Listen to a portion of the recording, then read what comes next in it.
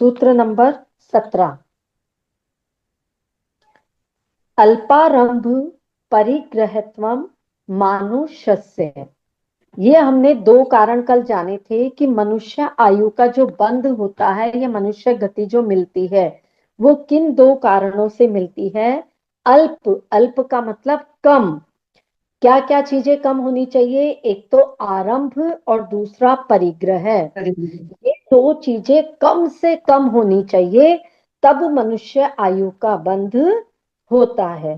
तो आरंभ का मतलब बताया था हिंसा, हिंसा नहीं करना या फिर कम से कम हिंसा करना।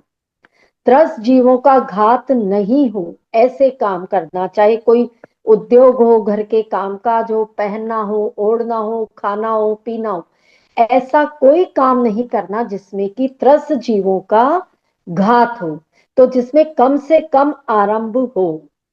फिर दूसरा परिग्रह, अनावश्यक चीजों का संग्रह नहीं करना। बिना मतलब की चीजें इकट्ठे किए जाना ऐसा काम नहीं करना। अगर हम इकट्ठी चीजें करते हैं उनमें ममत्व भाव आता है, मेरापन आता है, मूर्छा आती है, आसक्ति आती है, और वो आसक्ति का भाव, मूर्छा का भाव ही परिग्रह है। आप देखो, एक चक्रवर्ती है ना? चक्रवर्ती के पास में कितनी मतलब संपदा, वैभव, सब कुछ होता है उसके पास में। वो कितने खंड का महल होता है? 84 उत्तराखंड। खंड का महल होता है उसके पास में। अथाह संपदा है, अथाह सैनिक है। लेकिन उसके बाद भी भरत चक्रवर्ती कैसे थे? घर में बैरागी जैसे, वैराग्य जैसा उनको हो गया हो वैसा। यानी यदि हमारे पास में संपदा, वैभव सब है लेकिन उसमें आसक्ति का भाव नहीं है तो वो परिग्रह की श्रेणी में नहीं आता। नहीं। एक जैसे भिखारी है, अब भिखारी के पास कुछ नहीं है, एक झोपड़ी है, एक कटोरा है, लेकिन उसमें उसकी आसक्ति इतनी ज्यादा है कि वो उसको भी नहीं छोड़ पा रहा है, तो उसको उस चक्रवर्ती से ज्यादा परिग्रह का पाप लगता है। इसलिए उन चीजों में आसक्ति नहीं रखना। जब नहीं रखते हैं तो हमें क्या होता है? मनुष्य पर्याय का बंध होता है या उसका आश्रम हमें होता है। अब और क्या कारण है जिससे हमें मनुष्य आयु का आश्रम होता है? तो सूत्र नंबर 18 हम पढ़ेंगे। हाँ, पहले मैं पढ़ती हूँ फिर सोनल जी। स्वभाव मार्दवम च, पढ़िए। गाँव माधव जी। हाफ माधवम च। हाँ, अब देखो इसमें क्या है? स्वभाव, स्वभाव का मतलब व्यक्ति का नेचर, जिसको हम बोलते हैं स्वभाव, है ना? मार्दवम, मार्दवम का मतलब मृदुता। च, और, ये च मतलब और, यानी पहले हमने पढ़े थे दो कारण मनुष्य आयु के आश्रम के, अब और बताया उन्होंने कि यदि स्वभाव में मार्दवता हो, मृदुता हो, सरलता हो, मीठापन हो, तो उससे भी हम क्या करते हैं? मनुष्य आयु का आश्रय करते हैं या उस आयु का बंध करते हैं। यहाँ पे जो च शब्द लगाया है, इस च शब्द का मतलब ये है कि अगर किसी के स्वभाव में सरलता है तो वो देव आयु का बंध भी कर सकता है। देखो, पहले दो कारण मनुष्य के बताए ना, अब इन दोनों को स्वभाव मार्दव उधर ही क्यों नहीं लिख दिया? इसलिए नहीं लिखा कि ये जो सरलता, मीठापन है, ये मनुष्य आयु का कारण भी है और देव आयु का कारण भी है। इससे दोनों प्रकार की आयु का बंध होता है। यदि व्यक्ति स्वभाव से सरल है, मन में किसी भी प्रकार का छल कपट, वैर नहीं है, ठगी नहीं है, विश्वासघात नहीं करता है वो, तो उसको भी क्या हो सकता है? उसको भी कौन सी आयु का बंध हो सकता है? मनुष्य या फिर देव आयु में से किसी का भी उसको बंध हो सकता है। आया सब हम समझ में सबको? यानी मृदुता से क्या समझे आप? सरल स्वभावी। हाँ, और जैसे कुटिलता नहीं होना, जैसे सांप होता है ना, हाँ। सांप हाँ। कैसा होता है? वक्र स्वभाव का होता है ना, वो वक्रता होती, टेढ़ा मेढ़ा ऐसा चलता है। और सीधा कब होता है? सिर्फ जब अपने बिल में जाता है। हमारे को हमारे स्वभाव में सांप की जैसी वक्रता नहीं रखनी है कि बाहर कुछ और अंदर कुछ, ऐसा नहीं। बिल्कुल सरल स्वभावी होना। किसी ने कुछ कह दिया तो ना हर्ष का भाव लाना, ना विषाद का भाव लाना, समता परिणाम लाना। कोई अच्छी अनुकूल परिस्थितियां मिली तो ना बहुत ज्यादा सुख का अनुभव करना, ना दुख का। मतलब कुटिलता तो लानी ही नहीं है। कुटिल भाव, वक्र भाव नहीं लाने, सरल भाव लाने हैं मन में। तो वो कहलाता है, उससे हमें मनुष्य या कौन सी आयु, देव आयु मिल सकती है। अब देखो आप, चलो वो अगले सूत्र में भी आ ही जाएगा। ठीक है, चलो सूत्र नंबर 19। पहले मैं पढ़ रही हूँ दीपाजी लाडनू से, फिर आप पढ़िएगा। निशील व्रतत्व व्र, एक मिनट आप लोग पढ़िए, आपके क्या लिखा है? निशील व्रतत्व, व्रतत्व सर्वेश। मतलब हाँ, वापस। व्रतत्वम, व्रतत्वम च सर्वेषाम। हाँ यही होना चाहिए, मेरे इसमें गलत लिखा है। निशील व्रतत्वम च सर्वेशाम, है ना? हाँ। हाँ तो यही सही होएगा, इसमें थोड़ा गलत दे रखा है। हाँ, तो निशील व्रतत्वम च सर्वेशाम। अब देखो यहाँ क्या क्या शब्द आया। निशील, निशील का मतलब जिन्होंने शील का, और व्रत आया ना आगे, व्रत, उनका हम्म। पालन नहीं किया। जिसने शील का और व्रत का पालन नहीं किया, उनको सर्वेशाम, चारों आयु में से किसी भी आयु का बंध हो सकता है। अब ये शील क्या और व्रत क्या? देखो, शील होता है, यानी जो शील का मतलब होता है 3 गुण व्रत और 4 शिक्षा व्रत होते हैं, उनको शील कहते हैं। 3 गुण व्रत और 4 शिक्षा व्रत होते हैं, उनको शील कहते हैं। शील का सामान्य अर्थ लोग ब्रह्मचर्य से भी लगाते हैं। तो वो तो है ही है, ब्रह्मचर्य मतलब शील का पालन तो करना ही है।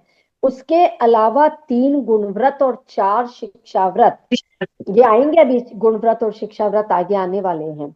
तो इनका जो पालन करते हैं वो शील कहलाता है। और व्रत, व्रत का मतलब है जो 5 पापों से दूर रहते हैं, है ना, पापों से विरक्त रहते, यानी जो हिंसा, झूठ, चोरी, कुशील और परिग्रह नहीं करते, तो ये व्रत कहलाते। नहीं करते वो, यानी जो सच बोलते हैं, जो अहिंसा का पालन करते हैं, जो चोरी नहीं करते हैं, जो ब्रह्मचर्य का पालन करते हैं और अपरिग्रही धारी हैं, है ना, तो ये व्रत कहलाते हैं।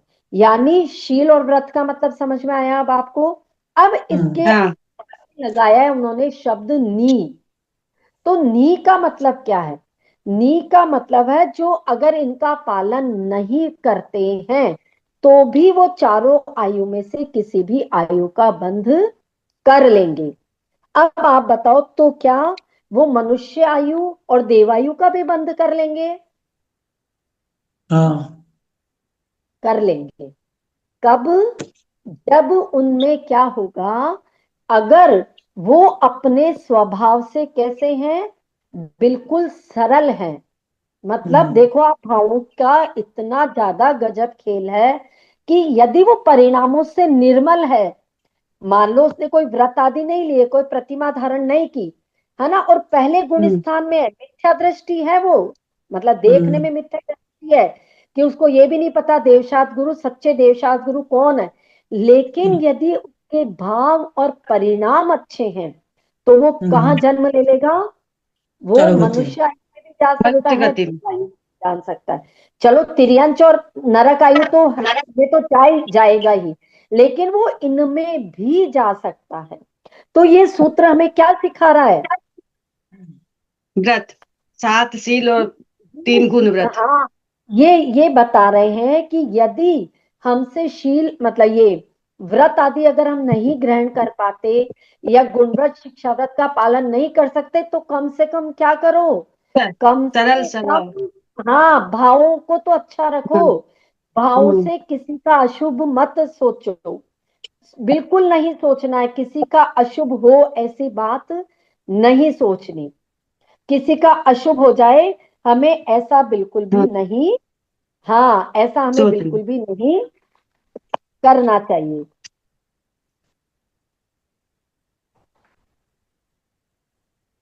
एक मिनट, अब इनके आप एक बार वो देख लो, गुणव्रत, और इनके नाम बता देती हूँ, वैसे आएंगे ये आगे हमारे।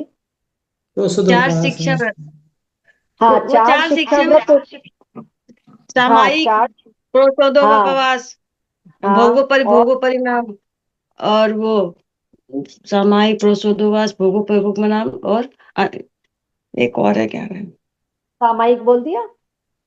हाँ, सामायिक सामायिक, प्रोसोदोपवास, भोगो भोगो परिणाम, और एक और है व्रत परिसर क्या व्रत है? अतिथि अतिथि संविभाग। अतिथि संविभाग। अतिथि संविभाग, हाँ हाँ। तो ये चार अतिथि, होते हैं शिक्षा व्रत।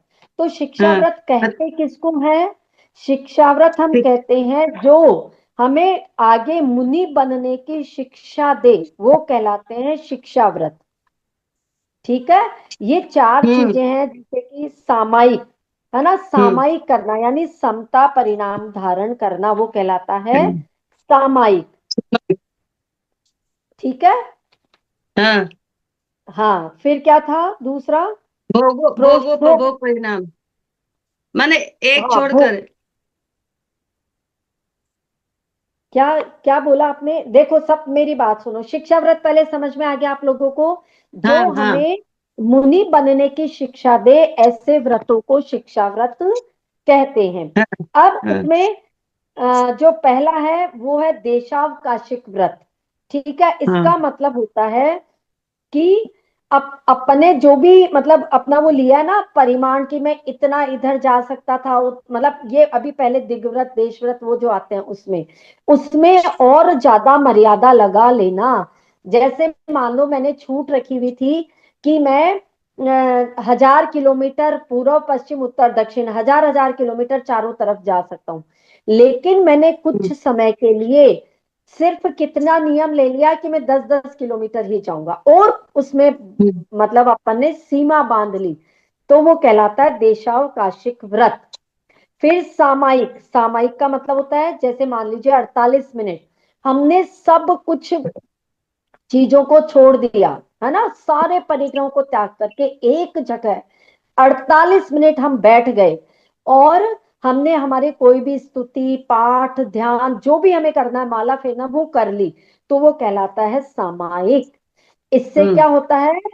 ऐसा प्रतीत होता है जब हमने सब कुछ छोड़ दिया ना, तो हम्म, हमें महाव्रती का पुण्य लगता है इसमें, सामायिक हम्म, करने में। ठीक है। हम्म फिर प्रोषोपवास, इसका मतलब होता है कि उपवास करने से पहले एक दिन पहले भी व्रत करना, और एक दिन बाद में भी व्रत करना, ये कहलाता है प्रोषधोपवास। हम्म, हाँ, और एक होता है अतिथि संविभाग।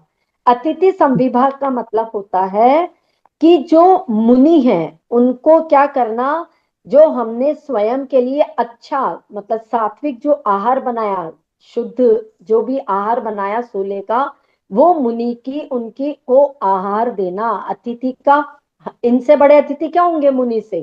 तो उनको आहार कराना, उनकी सेवा शुश्रूषा करना, उनकी वैयावृत्ति करना, ये सब अतिथि संविभाग में आ जाता है।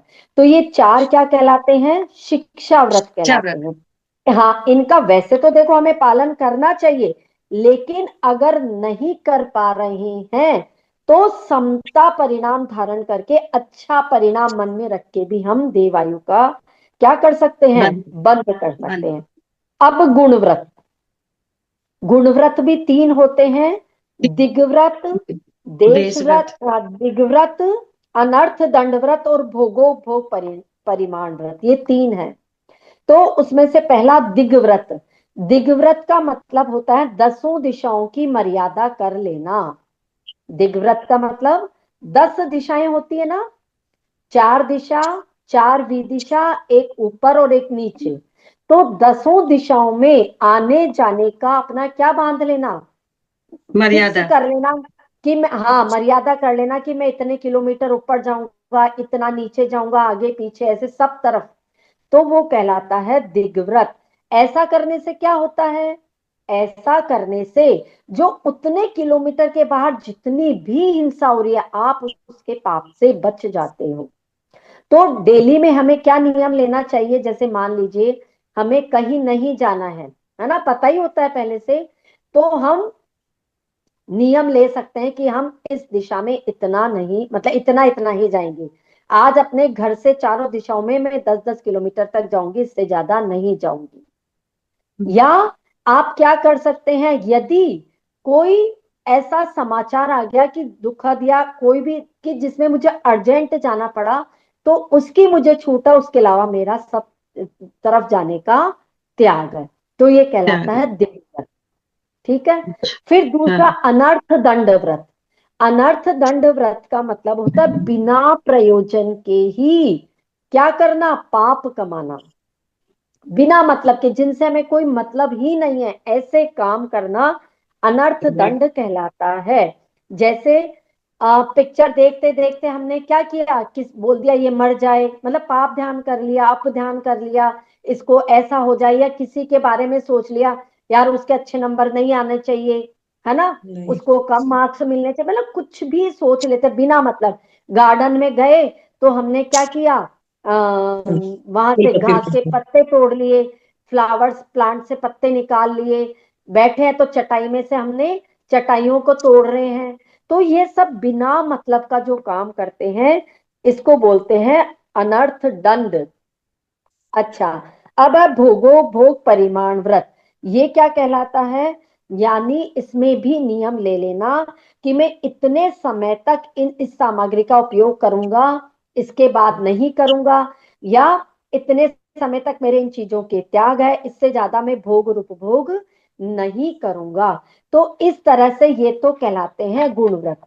अब 3 गुण व्रत हो गए, 4 शिक्षा व्रत हो गए। लेकिन यदि कोई इन नियमों का पालन नहीं भी करता है, परिणामों में निर्मलता रखता है, तब भी उसको क्या है, उसको चारों आयु में से किसी आयु का बंध हो सकता है।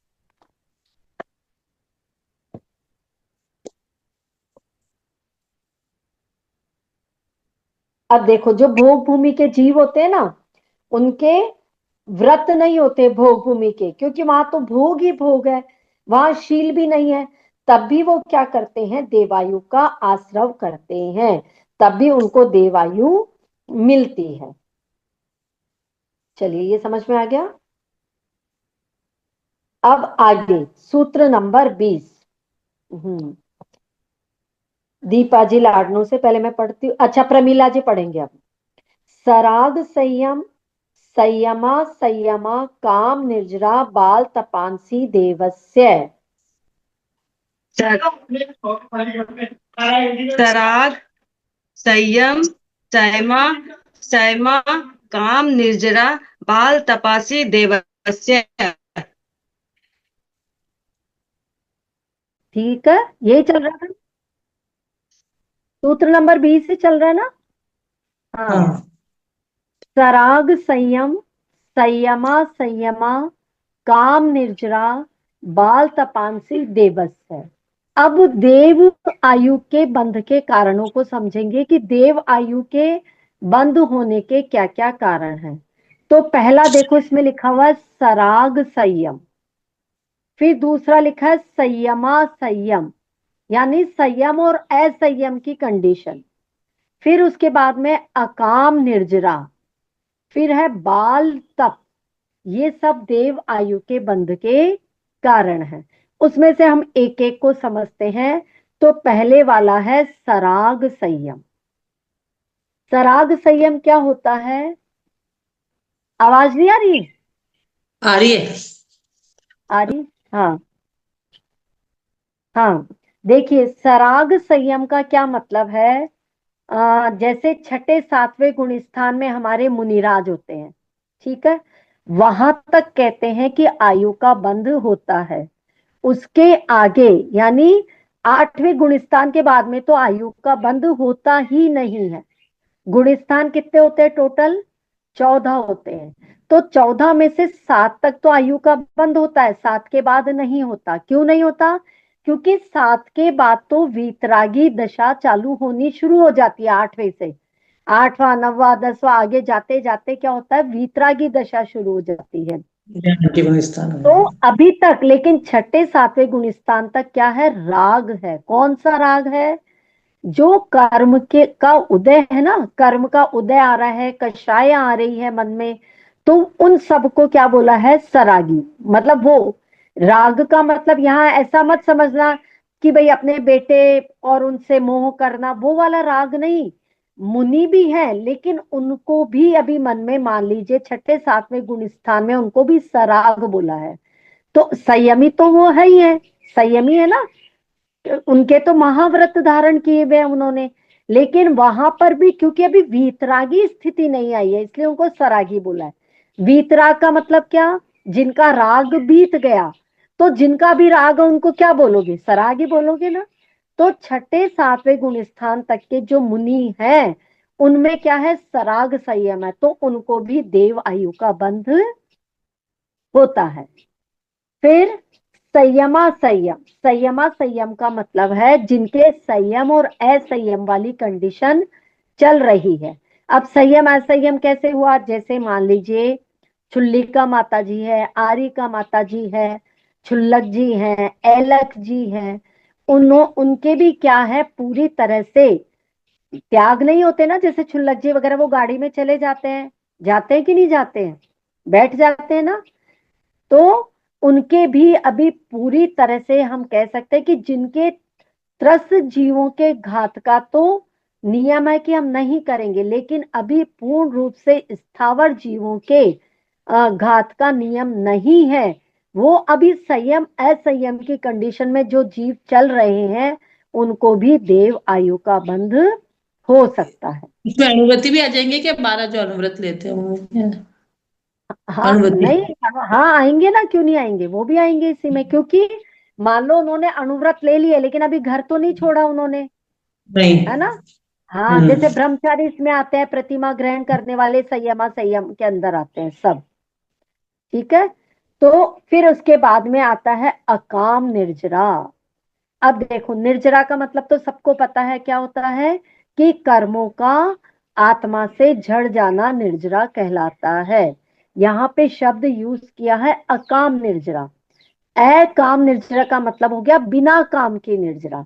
यानी ऐसी निर्जरा जो हमारे आत्म कल्याणक में साधक नहीं है, सिर्फ निर्जरा हो रही है। यानी संसार में जितने भी जीव हैं सभी जीवों के प्रतिपल क्या हो रही है, निर्जरा हो रही, सबके हो रही है। चाहे वो चींटी हो, एक केंद्रीय जीव हो, निगोदिया जीव हो, मनुष्य हो, तिर्यंच हो, सबके निर्जरा हो रही है। कैसे? क्योंकि देखो कर्म उदय में आते हैं और आके फल दे करके वो चले गए।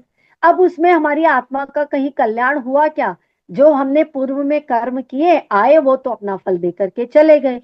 तो ऐसी निर्जरा, अकाम निर्जरा भी क्या होती है, देव आयु का कारण होती है। उस समय हमने क्या नहीं किया, कष्ट को महसूस नहीं किया। अब समझो इस चीज को, जैसे एक व्यक्ति जेल में है, ठीक है। अब क्या जेल में उसको सारी सुख सुविधाएं मिलती है क्या? नहीं मिलता ना, ना खाना अच्छा मिलता है ना सोना अच्छा मिलता है। लेकिन क्योंकि उसको पता लग गया कि भाई मैंने जो पाप किया उसकी वजह से मेरे को जेल मिली है, उसको वो यदि समता पूर्वक सहन कर लेता है, मतलब उसके कर्म आए आके फल दे दिया कि भाई उसको जेल मिल गई, तो उस अकाम निर्जरा की वजह से भी उसको क्या हो जाएगा, देव आयु का बंध हो सकता है। हम देखते हैं घर गृहस्थी में भी अकाम निर्जरा होती है ना हमारी, हमारे व्रत संयम के नियम नहीं है, लेकिन अपने आप ही कभी कभी क्या हो जाता है कि समता पूर्वक कोई हमने सहन कर लिया काम, किसी भी कष्ट को पीड़ा को, तो वह अकाम निर्जरा हो जाती है। वैसे हमारे यहाँ निर्जरा के देखो 2 प्रकार बताए हैं, एक होता है सविपाक, एक होता है अविपाक। सविपाक का मतलब तो ये हुआ कि कर्म आने थे उदय में, आए और फल दे करके चले गए। दूसरी जो निर्जरा होती है ना अविपाक निर्जरा, वो हमारे मतलब की होती है। अविपाक निर्जरा का मतलब होता है हमने हमारे कर्मों को तप से, संयम से, व्रत से, है ना। इनसे हमने हमारे कर्म को उदय में आने से क्या करा, पहले मतलब जब उनका समय था ना आने का, उससे पहले ही उसको झड़ा दिया उन कर्मों को। तो वो निर्जरा हमारे काम की होती है, उसको बोलते हैं सविपाक निर्जरा, जो हमें अच्छी आयु का बंध कराएगी। अब यहाँ पे आए ना अकाम निर्जरा। तो अब हर व्यक्ति जैसे कि निर्जरा तो उसके हो गई, तो फिर वो कौन सी आयु में बंध करेगा। हम पढ़ के आए हैं देव के 4 प्रकार होते हैं ना, कौन कौन से। सबसे पहला भवनवासी, फिर बेहतर व्यंतरवासी, ज्योतिषी और बेमान। वैमानिक, 4 प्रकार के देव। तो ये जो 3 प्रकार के देव थे ना शुरू वाले, जिनको भवनत्रिक बोलते हैं, वहां इन जीवों का जन्म हो जाता है, जिन्होंने की अकाम निर्जरा करी, अकाम निर्जरा करी। अगर वही हम व्रत संयम नियम लेते तो हम वैमानिक देव बनते, सर्वश्रेष्ठ देव बनते, अच्छे देव बनते। इसीलिए हमारे यहाँ व्रत संयम नियम की महत्ता है। ये जो हमने पहला पढ़ा था ना सराग संयम, जैसे मुनि आदि है, यदि वो व्रत संयम उन्होंने लिया है तो उनमें और हमारे में कुछ तो फर्क होगा क्या, नहीं होगा। हम अभी क्या है, रागी द्वेषी है, मोही है। कसाई अगर है। हम, हाँ, यदि अगर हम उससे मान लो देवायु का बंध तो कर लेते, तो हम क्या करेंगे, हम नीचे वाली आयु का बंध करेंगे, यानी भवनात्रिक में जा सकते हैं। अच्छे वैमानिक में कौन जाएगा, जो व्रत संयम आदि लेकर के अपने कर्मों को मतलब कम कर देता है, तो वो फिर क्या करते हैं, यानी अपने तप की अग्नि में कर्मों को वो जला देते हैं। तो फिर उनको कौन सी देवायु का, वैमानिक देवायु का बंध हो जाता है। अब है इसके बाद में बाल तप। तो बाल तप क्या होता है, बाल तप का मतलब ऐसे मत समझना कि बच्चों वाला तप।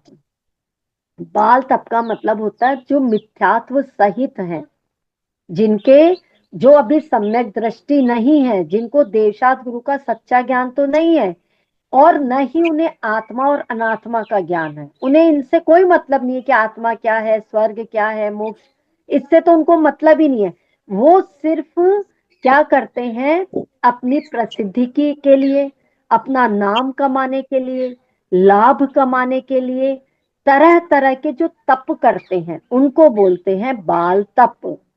और ये कैसे कर लेते हैं, वो क्या करते हैं वो लोग, जैसे जल के अंदर बैठ गए एक जगह और नियम ले लिया कि मैं तो 7 दिन यहां से हिलूंगा भी नहीं, यानी जल के अंदर जाकर के ध्यान लगा रहे हैं।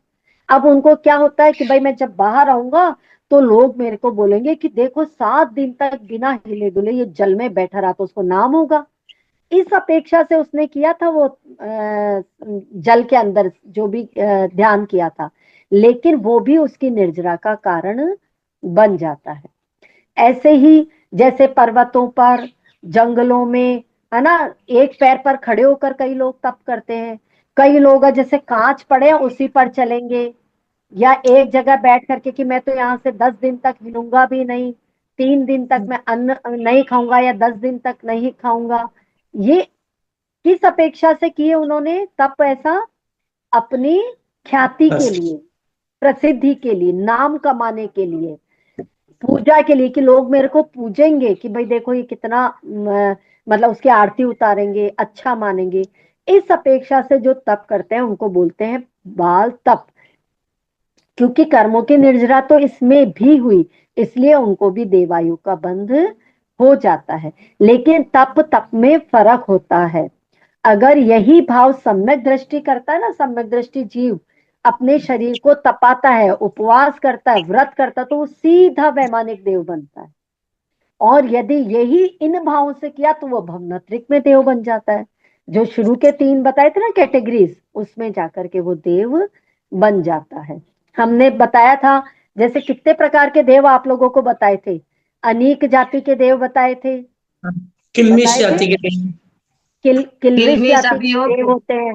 हाँ, सामने जैसे जो अभियोग। आए 63। बॉडी जो बॉडीगार्ड बनते हैं, आत्मरक्ष जो बनते हैं, तो इस हाँ। प्रकार ये क्यों बनते हैं देव, ये इसीलिए बनते हैं क्योंकि इन्होंने सम्यक दर्शन के साथ में तप नहीं किया। तप तो किया था पर अलग भावों के साथ में तप किया था, तो इसलिए वो निम्न स्तर के देव बन जाते।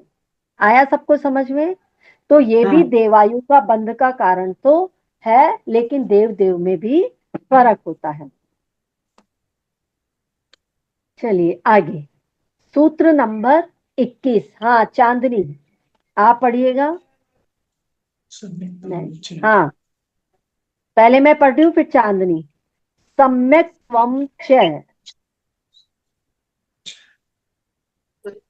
मेरी मम्मी नहीं पढ़ेगी। पढ़ो। मेरी दीदी पढ़ेगी। सम्यक त्वं सम्यक्त्व च। च, हाँ सम्यक, सम्यक त्व च, ठीक है। हाँ अब इसका अर्थ देखो, सम्यक्त्व च यानी सम्यक्त्व से भी क्या होता है, देव आयु का बंध होता है। अब इस सूत्र को उस सूत्र से अलग क्यों रखा, जबकि वहां पे भी देव आयु का बंध था, यहाँ पर भी है। तो दोनों सूत्रों को अलग रखने का क्या कारण है, कि जो क्योंकि सम्यक सहित क्या करेगा, तप करेगा, व्रत करेगा, सम्यक दृष्टि रहेगा, तो उसको वैमानिक देवों की आयु मिलेगी, है ना। ये मैंने वैसे पहले भी बता दिया था आपको। सम्यक्त्व का मतलब क्या, जो देव सम्यक सत्तर। दृष्टि जीव है, जिनको देव शास्त्र गुरु का सच्चा श्रद्धान है। देखो जिनको सच्चे देव शास्त्र गुरु का श्रद्धान है ना, तो उसका गुण स्थान कम है, तो भी वो क्या कर सकता है, वैमानिक आयु में, मतलब वैमानिक आयु को बांध सकता है वो, अगर वो सम्यक दृष्टि है तो। क्या करना होता है उसमें, सिर्फ हमें ये मानना है कि हमें ये पता होना चाहिए कि हमारे सच्चे देव शास्त्र गुरु कौन से हैं, हमें उनको ही मानना है, उनकी ही पूजा करनी है। उसके अलावा हमें कुदेव कुगुरु कुशास्त्र को बिल्कुल नहीं मानना है ना।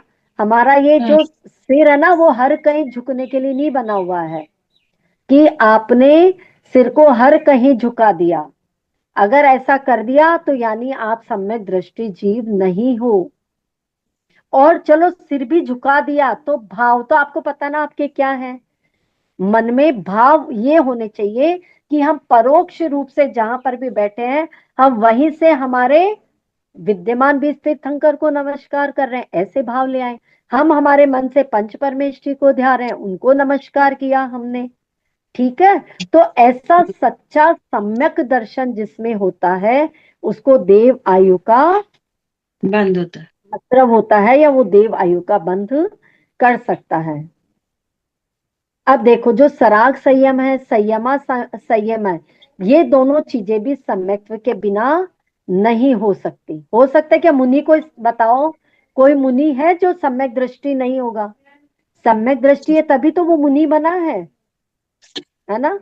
तो सराग संयम, संयम भी क्या है, वो भी समय स्वधर्म के बिना आदि, वो भी स्वधर्म आदि देव बन सकते हैं, वो भी, है ना। सराग संयम जिनके हैं, मतलब मुनि है, आर्यक है, तो वो भी क्या बन सकते हैं, ऊपर वाली जो क्या बोलेंगे उसको, ऊपर वाले देव बन सकते हैं, ठीक है। चलिए, अब हमने यहां तक समझा कि आयु कर्म, चारों प्रकार की आयु का पता लग गया आप लोगों को। चार आयु पढ़ ली हमने, नरक आयु, तिर्यंच देव आयु, मनुष्य आयु और देव आयु। अब ये आप देखो कि इसमें से हम कौन सी कैटेगरी में आने के लायक हैं, है ना। अपना अपना सबको आकलन करना है। और अच्छा, हो सकता है अभी हमारी आयु का बंद हो सकता है, नहीं हुआ हो, ऐसे तो पता नहीं चलता है, हो सकता है अभी हम पढ़ रहे हैं और हमारी अभी भी आयु का बंद हो सकता है, अभी भी पता तो है ही नहीं है हमारे को। तो आयु का बंध कभी भी हो सकता है, इसलिए परिणामों को हमेशा अच्छा और निर्मल रखना चाहिए। अब हमारे को अगर हम चाहते हैं कि हमें, देखो सर्वश्रेष्ठ आयु तो कौन सी है, मनुष्य आयु, और दूसरी देव आयु। अब देव यदि हम देव आयु में वैमानिक देव बनना चाहते हैं, तो पहला हमारा स्टेप क्या होना चाहिए, सम्यक दर्शन सहित हम हो, सम्यक दृष्टि हो, सच्चे देव शास्त्र गुरु का श्रद्धान करें, हर कहीं नहीं जाए, जो हम सम्यक दृष्टि के लक्षण बताए हैं उनका हम पालन करें, ठीक है। तो हम देव आयु का बंध कर सकते हैं। अल्प आरंभ करेंगे, अल्प परिग्रह करेंगे तो मनुष्य आयु मिल जाएगी हमारे को। स्वभाव में मृदुता रखना, मीठापन रखना, कड़वे वचन नहीं बोलना। जैसे मान लो कोई व्यक्ति अंधा है, अब आप उसको क्या बुला रहे हो, ए अंधे इधर आ, ऐसे आपने उसको कहा, ए लंगड़े इधर आ। भले वो पैर से लंगड़ा है, भले वो आंख से अंधा है, और सच भी आपने बोला, तब भी आपको क्या होगा, निम्न आयु का बंध होगा। क्यों? क्योंकि आपने किसी की आत्मा को दुखा दिया ना। ऐसे वचन बोलना जिससे किसी को बुरा लगे, है ना, आत्मा को दुख हो, कर्कश वचन हो, तब भी आप नीचे वाली आयु का बंध कर लेते हो, पूरी महाभारत की रचना रची जी। है ना। इसलिए हमारे को ये असत्य की कोटि में आ जाता है, ये ऐसा बोलना। असत्य मतलब झूठ की कैटेगरी में रखते हैं इसको। यदि हमने अंधे को अंधा कहा तो बताओ ये सच है कि झूठ है? झूठ। ये झूठ है। ऐसा सच कभी नहीं बोलना जिससे किसी को दुख पहुंचे, है ना। हित मित प्रिय वचन बोलना सच की कैटेगरी में आता है। यदि हमारे बोलने से किसी के प्राणों की रक्षा हो रही है तो वो बोलो। पहली बात तो ये है कि सच बोलो पूरा 100% नहीं, लेकिन झूठ बोलने से भी वो सत्य की कैटेगरी में आता है। स्वभाव में ऐसे ही तो मृदुता लानी है हमारे को, सरलता लानी है, मीठापन लाना है। समझे इस बात को? समझ गए सब? हाँ। तो हाँ। ये सब देवायु के आश्रम के कारण होंगे। और यदि हमने अब अच्छा ये बताओ, जैसे एक मान लीजिए एक कसाई है, हम बैठे हैं, कसाई हमारे सामने से जा रहा है और उधर से एक गाय गुजर रही थी। अब वो गाय निकल गई, उस कसाई ने हमारे से आके पूछा कि गाय किधर गई है। अब हमारे को क्या जवाब देना चाहिए इसका? कौन बताएगा? बच- बचाने का भाव होना चाहिए उसका। हाँ, सोनल जी बताइए।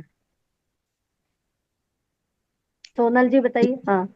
उसको बचाने का भाव होना चाहिए। ऐसे में अगर हम झूठ बोले तो भी वो पाप में नहीं आएगा। हाँ, तो सच सच अब में क्या, कहते हैं। फिर अगर हमने उसको कह दिया कि नहीं वो गाय इधर नहीं दूसरी तरफ गई है, तो क्या ये मायाचारी में आएगा? नहीं, नहीं। नहीं नहीं। आएगा। नहीं ये आएगा। क्योंकि देखो था कुछ, हमने बताया कुछ, लेकिन फिर भी ये मायाचारी में नहीं आएगा। क्यों? क्योंकि हमारे मन में भाव क्या है, उस प्राणी को बचाने के भाव है। अगर हाँ। हम इस भाव से, अगर मान लीजिए यही ऐसा होता, हम बैठे हैं, हमारे सामने से मुनि गए, किसी रास्ते में चले गए, कोई व्यक्ति आया, उसने पूछा कि मुनि किधर गए हैं। अब आपने उसको दूसरा रास्ता बता दिया, तो ऐसे कंडीशन में ये मायाचारी। क्यों? ये मैं- हमने मन में क्या गलत भाव रखे कि इनको मुनि के दर्शन ना हो, ये मुनि इनको ना जान ले, इनको आशीर्वाद ना, ये जो गलत भाव है ना, वो मेन मायाचारी होता है। किसी को क्योंकि हमने तो किसी, हाँ हाँ, तो किसी को बचाने के लिए बोला गया झूठ झूठ नहीं होता। ठीक है। इन सब यहाँ सारे जो खेल है ना, वो परिणामों का और भावों का ही है। आप अपने भाव में निर्मलता, परिणामों में निर्मलता रख के देव आयु का आश्रव कर सकते हो। ये बहुत बड़ा सूत्र दिया है, ये जो है ना, निशील व्रतत्वम च सर्वेशाम। ये विनम्र सागर जी महाराज बहुत बोलते हैं इस सूत्र को, निशील व्रतत्वम च सर्वेशाम। वो कहते हैं यदि आप व्रत आदि का पालन नहीं भी कर पाते हो तो कोई बात नहीं, आप क्या करो, सरल स्वभावी। हाँ मतलब मृदुता। मृदुता रखो, परिणामों में हाँ। सरलता रखो, सम्यक हाँ। दृष्टि बनो, तब भी आप देवायु का आश्रव कर सकते कर। हैं। चलिए अब सूत्र नंबर 22। हाँ, कुछ पूछना है? हाँ बोलिए। जैसे आजकल है ना, ये है कि देव शास्त्र गुरु पर ही विश्वास करना चाहिए। अब जैसे हनुमान जी हैं, वो अपने जैन धर्म में भी आए हैं, तो बहुत से लोग उन्हें पूजते हैं। क्या हमें पूजना चाहिए? देखो, जो हनुमान जी, आपको पता है कि कौन थे हमारे जैन धर्म के हिसाब से? नहीं, इतना डिटेल में नहीं पता, पर मोक्ष कामदेव, सबसे सुंदर कामदेव थे। कामदेव। कामदेव। हनुमान जी कामदेव थे और बहुत सुंदर शरीर था उनका, बहुत वो सुंदर। शादीशुदा थे, वो कवारे नहीं थे, अब कवारे बनते ब्रह्मचारी। है ना। और क्या बोलते हैं, हमारे हिसाब से वो सम्यक दृष्टि जीव है हनुमान जी जो है। हाँ, अब जैसे राम है ना, राम भगवान है। राम भगवान तो वैसे भी मर्यादा पुरुषोत्तम राम बोलते हैं हम उनको, है ना। तो इनको अगर हम मतलब ऐसी पर्याय में भी अगर हम उनको अच्छा मान करके भावी पर्याय की अपेक्षा से अगर पूज लेते हैं तो कोई दिक्कत नहीं है। जैसे भी कृष्ण है, हम क्या मानते हैं, कृष्ण अभी तो नारायण थे पहले, तो अभी तो नरक में है वो, लेकिन आने वाले समय में क्या बनेंगे, तीर्थंकर बनेंगे।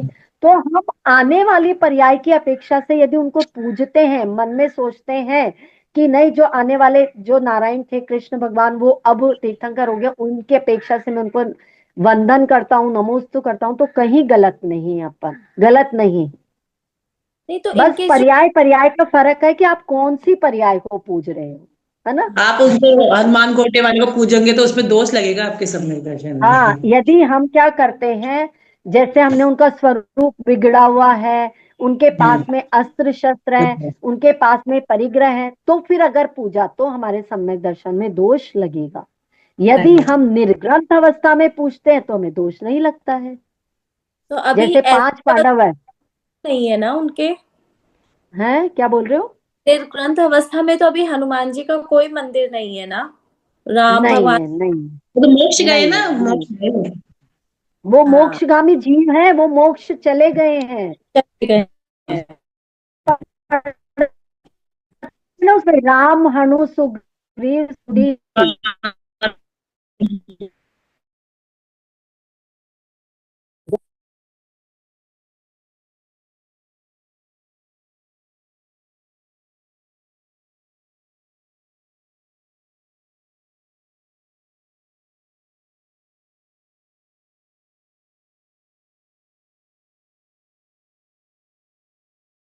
ये तो नहीं चैनी नहीं है, जैन है। मतलब आपका मतलब रावण तो इतना मोक्ष शांति रावण जो था, रावण ने क्या किया था। शांति रावण सिर्फ कहते एक। हैं इतना ज्यादा, मतलब वो कठोर तप करता था।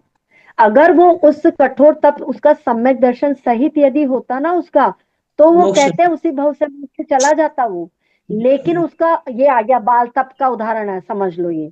तो उसने क्या किया, उसका लक्ष्य आत्मानात्मा तो था नहीं, उसका कठोर तप किया। उसका क्या लक्ष्य था, मेरे को बहुरूपिणी विद्या सिद्ध हो जाए, मेरे को जो होता ना कि अलग अलग प्रकार के मैं रूप बना सकूं, वो उसको सिद्ध करने का उसका प्रयोजन था।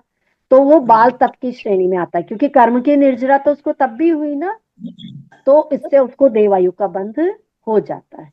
तो तीर्थंकर का ठीक है। बंध। अब आने वाला है, अगले दो सूत्र के बाद तीर्थंकर का ही आने वाला है कि वो कैसे बंद होता है ना। क्योंकि वो भी देखो, हमने चार प्रकार का पढ़ लिया ना अभी तक, हाँ, चार आयु का। अब नाम कर्म आएगा, तो उसमें उसमें अब तीर्थंकर का आएगा। चलिए, सूत्र नंबर 22। योग वक्रता विसंवादनम, विसंवादन चा शुभस्य नामनः। हाँ, पढ़िए, चांदनी पढ़ो।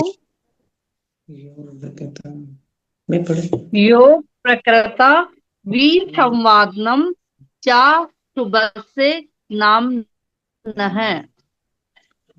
हाँ, नाम न है। योग वक्रता विसंवादनम चा शुभस्य नाम न है। इसमें नाम कर्म का, अब देखो हमारे आयु कर्म पढ़ लिया हमने, अब नाम कर्म चालू हो गया।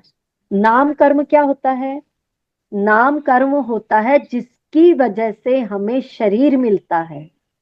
शरीर में आपने देखा ना, हर व्यक्ति अलग ही प्रकार का दिखाई देता, सबको अलग अलग प्रकार के शरीर, अलग अलग प्रकार की सब में क्षमताएं, है ना। कोई होता है जो बहुत ज्यादा काम कर लेता है, कोई नहीं कर पाता है, कि कोई बहुत सुंदर है तो कोई बहुत कुरूप, कोई, किसी का सुडोल शरीर है तो किसी को कूब निकली हुई है, कोई बहुत लंबा है तो कोई बहुत छोटा रह गया। यानी ये सब हमें किसकी वजह से मिलते हैं, नाम कर्म की वजह से मिलते हैं। ठीक है, नाम कर्म कौन सा कर्म, जो हमें शरीर दिलाता है उसको बोलते हैं नाम कर्म। अब नाम कर्म में पहले बताया है अशुभ नाम कर्म, कि अशुभ नाम कर्म की वजह से, मतलब समझो, योग वक्रता, योग, योग मतलब मन वचन काय में, वक्रता, वक्रता का मतलब कुटिल। कुटिलता, टेढ़ापन होना, तिरछापन होना, ये कहलाता है योगों की वक्रता। समझते हैं इसको। फिर विसंवादनम, विसंवादनम का मतलब होता है बात बात में झगड़ा करना, विवाद करना। कोई कारण किसी ने किसी अपेक्षा से कहा, तो अपना वो पक्ष ऊपर रखने के लिए, नहीं ये ऐसे नहीं ऐसे, मतलब किसी चीज को, जहां झगड़ा अगर शांत होता है हमारे नहीं बोलने से, तो चुप हो जाओ, ठीक है, बात बात में विवाद नहीं करना। तो योग वक्रता और विसंवादन से क्या होता है, ये अशुभ नाम कर्म के आश्रव के कारण है। अब अशुभ नाम कर्म यदि हम ये चीज करेंगे, तो उससे क्या होगा, हमारे को शरीर अच्छा नहीं मिलेगा। हमारे को मनुष्य आयु में तो हम जन्म लेंगे, लेकिन उसमें सुडौल शरीर नहीं मिलेगा, बलिष्ठ शरीर नहीं मिलेगा, अच्छी बुद्धि वाला शरीर नहीं मिलेगा। किसी के मतलब जैसे होता है ना टेढ़े पैर होता है,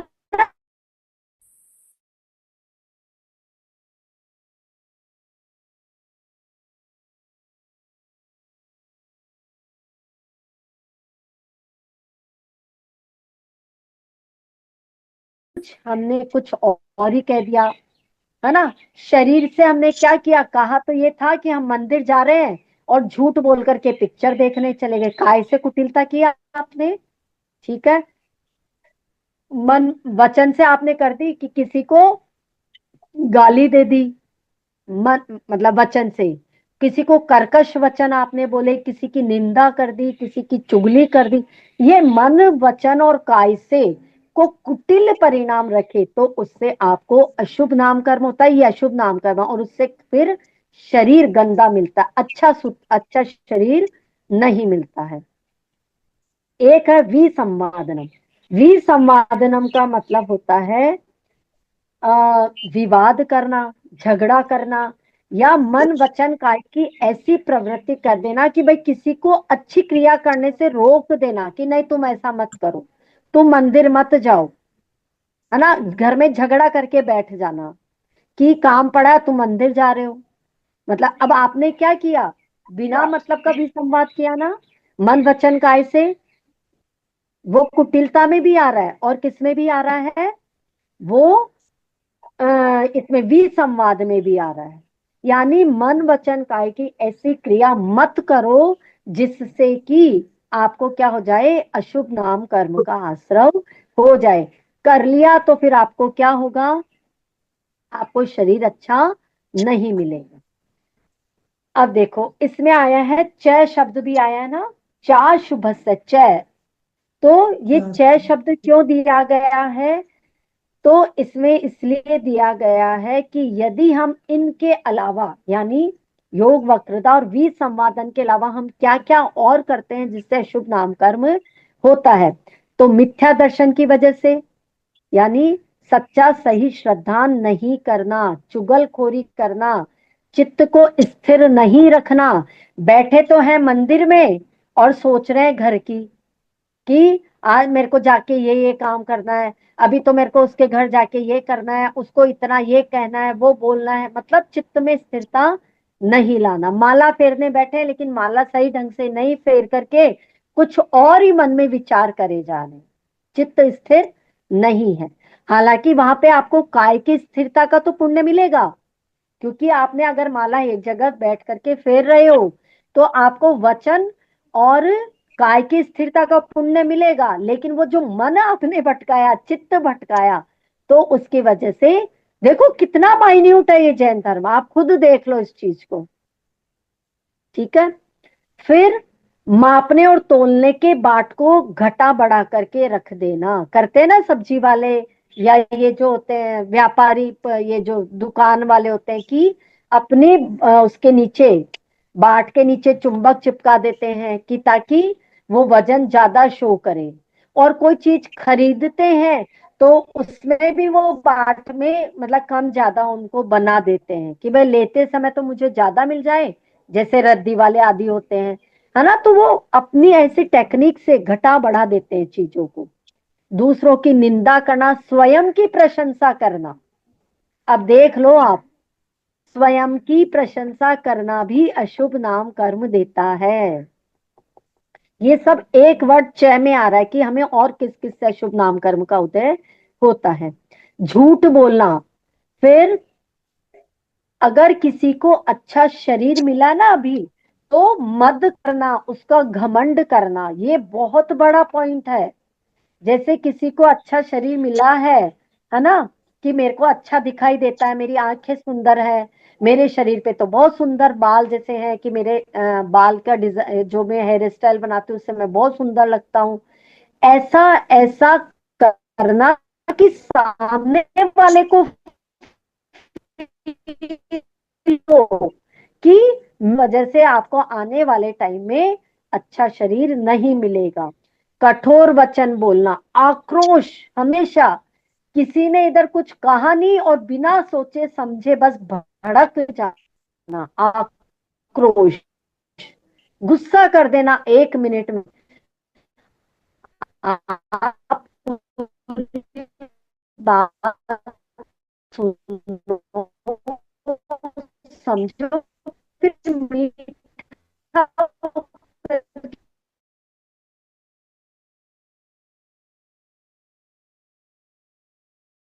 अटक गया और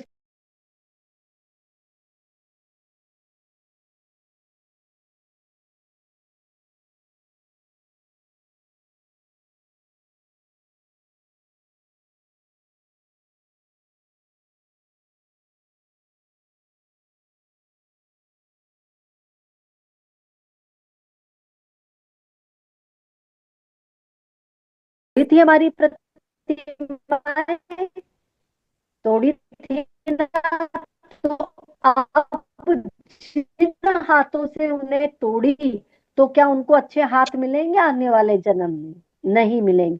हम अभी जन्मजात पैर नहीं होते ना, किसी को जन्मजात बोलने की नहीं मिलती है, बोलने की जो कैपेसिटी नहीं होती उनमें, गूंगे हैं, बहरे, अपने को जितना चाहिए उस हिसाब से रेट रखो। अगर आपको ज्यादा कमाना, ज्यादा रेट रखो, अगर आपका पुण्य है तो वो आएगा और लेके जाएगा। झूठ नहीं बोलना, बात बात में झूठ, उससे हमारे को फिर अच्छा शरीर नहीं मिलेगा।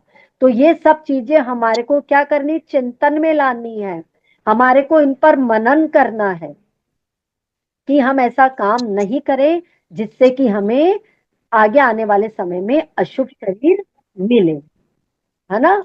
अच्छा शरीर चाहते हैं तो अच्छी अच्छी बातें करो, बलवान हष्टपुष्ट शरीर चाहते हैं तो फिर हमें वैसा ही काम भी करना चाहिए। चलिए यहाँ तक हो गया। अब शुभ नाम कर्म को और इसको तीर्थंकर प्रकृति को हम आगे आने वाली क्लास में पढ़ेंगे, ठीक है। पहले एक बार जिनवाणी स्तुति कर लेते हैं। हे जिनवाणी भारती तो ही जपो दिन रैन, जो तेरा शरण आ गए सो पावे सुख चैन। जावाणी के ज्ञान ते सूझे लोकालोक, सो वाणी मस्तक धरूं सदा दे हूँ ढोक। देव भजो अरहंत को गुरु सेवा निर्ग्रंथ, दया धर्म पालो सदा यही मोक्ष का पंथ। बोलिए द्वादशांग जिनवाणी माता की जय, जैन धर्म की जय। अब देखिए कॉपी सबकी चेक हो गई है, तो कल मैं मार्क्स बता दूं सबको, हाँ क्योंकि कल है ना रिकॉर्डिंग नहीं हो पाएगी क्लास की, तो फिर मैं सोच रही हूँ कल मार्क्स बता देते हैं सबको, ठीक है। ठीक है। और ठीक है। उसमें से जो किसी को नहीं आया तो उसको भी हम समझ लेंगे सारा अच्छे से, ठीक है। ठीक हाँ है। चलिए। आज भी नेटवर्क बहुत इशू था, मतलब आ नहीं रहा था, मेरे को लगता है आज की क्लास भी रिकॉर्डिंग पता नहीं क्या सिस्टम से हुई कि नहीं हुई, पता नहीं है।